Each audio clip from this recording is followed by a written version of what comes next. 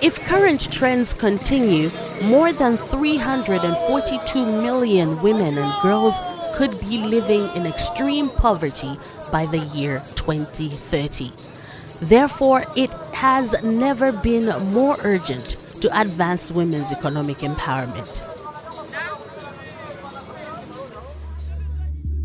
Welcome to Womanity. In this episode, we join women at the International Women's Day conference held at MHAB in Lilongwe. The theme of the conference is Nothing Bad Happens When Women Make More Money. We start by engaging Kate Kujaliwa, who was one of the speakers at the conference on her topic, Money Mindset Mastery. You know, when we talk about money mindset mastery, it delves into how we look at money, how we relate with money, because money and a person need to have a relationship. Just as we focus on having relationship with romantic side, man-woman relationship with our children, we also need to know how to relate with money, because that determines how we handle money. So the reason we don't have money or we have money, it's based on how we relate with it, because money requires a particular relationship. Now, when it comes to making money, it's about how you understand money. So when it comes to the context of women specifically, it's because in Malawi we talk about 51% are women. And out of that 51%, UN shows that they have coined a word, they say poverty is female, because a majority of people who are poor or poverty affects females more than it does male counterparts. So that should tell us why women need to rise up and say, okay, enough. We shouldn't be saying poverty is female, because you're talking about 51% of the population who live below the dollar. So I find it close to my heart to say, women, we just have to rise up and make money. Secondly, I saw a certain research that said about 80% of women at a certain point of their life, they will live a life alone, meaning either a widow, divorced, or never married, like you're just single. So this should be in our head to say, if there is anybody who needs to be talking money, it's a woman. You really have to make the money, because a man can walk away of a marriage, walk away on the children, but it's hard for a woman to walk away on her children. So even after the marriage breaks, you still have that responsibility of taking care of your children. So when we are battling with child support, yes, it's the responsibility of a man to take care of his children. But look at it, how often do you find a man who can't take care of his children and is asking a woman for support, because the children belong to both of you? So these are some of the things we need to talk about. Why should we talk about money? Culturally, we don't talk about money. When you find women talking about, it's how to please a man. If women are talking how to keep our marriages, if women are talking about, it's how to dress well. But you know what? It's time we need to talk about money, because money matters. How would you describe financial freedom for women? When does true emancipation come in? True emancipation for women starts with access and control of money. It's not just accessing the money, but controlling that money. So that's why a lot of women make money. But what do counselors say? Surrender it to your husband. He makes the decisions. He is the head. All right. Who has control?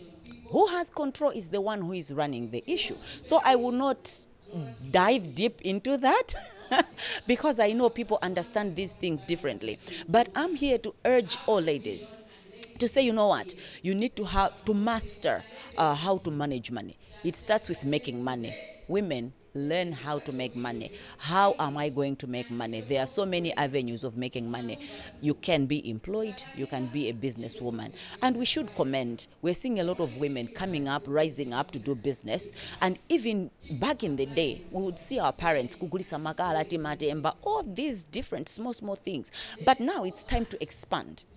Move beyond kugulisa zigege, move beyond kugulisa makala into substantial things, into big businesses. We want to see women kugulisa magari moto. We want to see women owning big businesses, buying shares on the market, things that are perceived to be male-dominated avenues. Why? Because when a man, if you're married, when a man dies, he doesn't leave his brain behind. Unfortunately, he takes it with him. And now a woman has to start scrambling now to say, how do I make ends meet? That's why sometimes at funerals, people collapse. Kumakomoka muntu, not because she loved the man, but she's thinking, oh my God, ndiambira batipo, moyo undivura. Because she never knew the trade of making it. So we're moving beyond just driving a car, to buying the actual car, to actually running the car, owning big businesses, because there are some women, Garimodo can't even fuel it. So these are some of the things. If you manage your money, if you make money, I'm telling you, even health issues will improve. In this country, they are stress-induced, and it's because we don't have money. His money is our money, and my money is my money is an idea that most women subscribe to. What are your thoughts on this? When you have your own money, it gives you options. So even when you go to seek counsel, people will tell you, no, you need to see a professional, you need to see a counselor. It costs money. So even for your mental health, for you to seek assistance, it will require money. There are others who will support you for free, but seriously, even your health requires resources. So all these things that we're looking for is money, and you cannot plan on another person's pocket. So people say, okay, we're married, his money is my money is his money. Well, every couple have their own ways of managing resources. But I say, as you're managing money, you also have to understand the type of personality you are. I like saying, we fall in love with you and me, not with we and us. So we should not confuse these two things. What I'm trying to say is, though married, we remain individuals. So we still grow. Our priorities might still be different. Personal development issues might still be different. So I might still want to do more in terms of education, for example, and my husband might want to invest more in business. So if I'm not contributing to this, it could cause strife, because the man feels like you're making a lot of plans from my money and you're not doing much to contribute to this pot. So it also helps us as women to come up with that development plan. And although people claim to be, the same, I married my best friend, I am this, the truth is change is the only constant. And the greatest sign of growth is change. So the Kate my husband married in 2006 is not the Kate he is with now.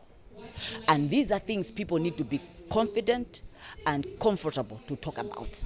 Some of those changes will require resources, and they should be willing to talk about these issues, talk about money, and you will see that we are managing ourselves very well. CEO of Air Cargo Malawi Limited, Togo Onyolo, shared on intentional leadership for women in her presentation titled The Journey of Becoming a CEO. She further expressed the importance of collaborators on the journey to the top. So basically my topic was about the road to becoming a CEO, and I shared the practical steps of what I have done as an individual on this road to become a CEO. The first thing is you have to put God first and have an anchor verse, and in my case my anchor verse is Ephesians 3 verse 20. After that, it's very important to have a blueprint or a game plan for your personal life as well as your career. And then I moved on and talked about the fact that it's important to have collaborators. So your spouse, your supervisor, your head of HR, your head of talent and development, your subordinates, peers who are going to be part of this journey. If you're working in a multinational, you'd also need to have matrices. And then I also said it's important to be transparent, because a plan like this, there are people who need to know, but it doesn't mean every single person has to know. But those who need to know and are relevant to the agenda, they need to know about the plan. And further to that, I shared on the power of being authentic. It's very important to be authentic on your journey, and people can tell when you're not authentic. And also the art of humility. As you go on and as you rise in your journey, it's important that you actually have humility, because sometimes you need to learn from people who are actually not at the same level as you. So for me, those are some of the things that I shared during the presentation today. Some studies suggest that women hold 35% of senior leadership positions compared to men, who represent 65% of all leadership positions, even though women account for over half of the workforce. The reality, though, is the higher you go in leadership, the more you earn. I think for me, it's the plan that you have as a woman and how you show up at the table. And it's very, very important that as women, we actually make a decision, where do we want to go in that particular organization, and also work on it. Know your strengths, know your weaknesses. What are the things that you need to learn, whether you need to learn them formally or informally or from others who've done it before you. For me, it's very, very important that as women, we get ourselves prepared for these positions. It's very, very important that you integrate your personal and your professional life, and that you also accept that there are certain areas of your life that are going to suffer because of that vision that you have and the plan that you have. In most cases, for me personally, my family has suffered, especially my son. But it's things that I knew, but I made sure I had a good support system. And I think for me, it's also very important to say that be accountable. When you have a plan, you have a vision of what you want to do, don't expect people to be coming to check in and, check where are you going to do this or not. I believe that it's very, very important that on a weekly basis, monthly basis, or quarterly basis, depending on what works for you, you should basically have a weekly design system or a monthly design system, and then review it. What did you say you want to achieve for this quarter or this week or this month? And look at that on an annual basis, Everyone talks about having a vision board. I believe in that. I do vision boards.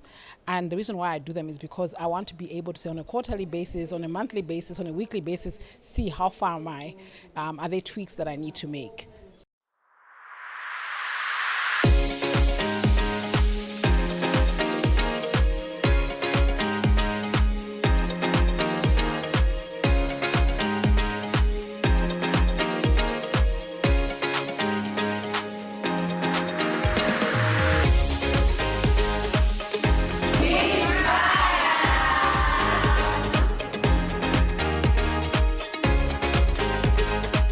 The International Women's Day Conference was organized by We Inspire in collaboration with Women in News and MHub. We spoke to the organizing committee chair and We Inspire CEO, Thokozani Njoroma, for more. So we are hosting a conference in commemoration of the Women's Month, and we are calling it International Women's Day Conference in Malawi, and the theme for today is Nothing Bad Happens When Women Make More Money. Nothing bad happens when women make more money. I think as women, you will agree with me that we lag behind in so many ways. One of the presenters just shared powerful, impactful, and very disappointing, I would say, statistics about how women were lagging behind in business, in leadership, and many other aspects, investments in life. For me, when I think about that as a woman, it pains me because I feel that we need to be equal with men. We need to be on the forefront as well, because I believe that as women, we are better builders of businesses, we are better builders of the community. And I think if we are given opportunity to do those things and we are equipped with skills and tools and maybe the policy environment, we can really do those things. And this is the reason that we women, we need to gather together and really talk about these things, because I think we need to understand that, yes, things are changing. There are people there are leaders, there are female leaders who are being, leading the way. But we need to understand that there's challenges. But even after those challenges, we can still do it. But we need to learn. But we need to be given opportunity. We need the policy environment that's conducive for us to be able to do that. We're hoping that women will take action. And I think that's the important part, that they will begin to make those meaningful changes. We've had Nico Insurance coming to talk to us about how to invest in stock market exchange and making those long-term investments for our retirement, right? I believe that as women we need to do those things, and I'm hoping that as women we're going to take action and begin to create wealth for ourselves. We've invited women from all walks of life. So we have career women, we have entrepreneurs, we have stay-home moms who are just wanting to improve their lives and make their lives better. We've invited speakers from CEOs of different companies and corporates, non-profit organizations in Malawi, international organizations that are speaking to us about their journey and really sharing what they have done in their life to be successful. We have business people as well who are talking to us and sharing with us like how to establish a successful business. At the core of the conversation is really money making, and we want to make sure that as women we are knowledgeable, we are wise, we have the tools, we have the skills on how to make money and create meaningful wealth.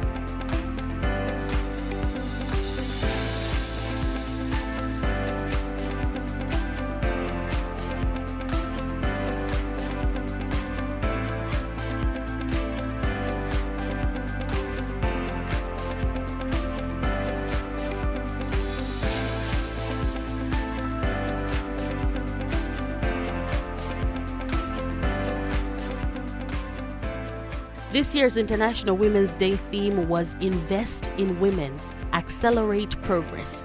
With close to 100 women present at the conference, here is Bfaji Guli with her thoughts. Of course, this meeting workshop has just inspired me a lot because I was also eyeing to become an CEO one day. Of course, it's a dream, but still, it starts with a dream. So I really believe that one day I'll be an CEO of my own company if everything goes well. Perseverance, having a goal, a mission, have a better plan, and also something that was funny thing was how to use your money. You should have budget. You should not just use it because you have it. So as I said, I really dream to become an CEO one day. So I believe that with that position, I'll be able to use money as the company requires. And also, we have taught that we should do study much, having basics, either economics, administration, because becoming an CEO requires some basic knowledge apart from what you're skilled, you're skilled of. Out there, I will ask my fellow women to start having a dream and also not to look themselves down or to victimize themselves before someone make them victims. They should not victimize themselves. They should have a goal. They should fight for their space. They should make sure that whatever they want in their life, they should get it, no matter what it requires, no matter the process, no matter how difficult it might be, because this society, naturally or culturally in Malawi, we believe that only men are better people to attain some positions, which is wrong. Out of this workshop, I've learned that no, it's just a belief. We can always be better CEOs, better managers, better people, but it's just a matter of finding out your goal, your mission, fight for it, do it because you can do it.